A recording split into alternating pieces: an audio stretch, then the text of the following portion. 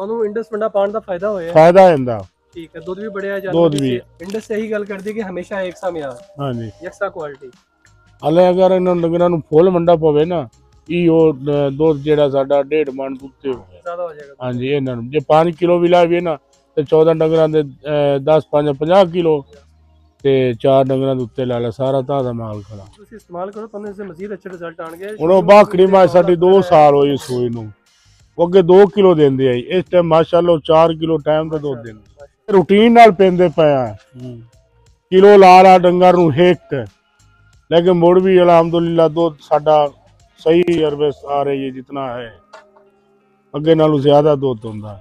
जे अगे साडा 5 लीटर होंदा ना वो साडा 30 35 लीटर 40 लीटर टाइम दा साडा जांदा। ते शामी असीं चाहुंदे हां कम से कम 35 लीटर 36 लीटर ठंडा दूध चोगे इन्हां डंगरां दे तलों ला।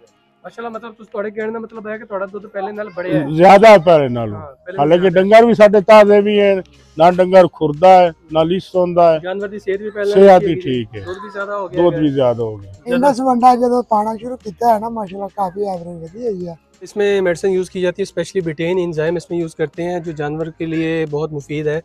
जैसा कि अभी ये गर्मी का मौसम गुजरा है तो उसके लिए जो है एंजाइम और बिटेन ये काफ़ी तक जो है मददगार होते हैं, जो बाकी वंडे यूज़ नहीं करते। स्पेशली इंडस जो है, इंडस ये वंडा मतलब जो है इसमें वो यूज़ करते हैं।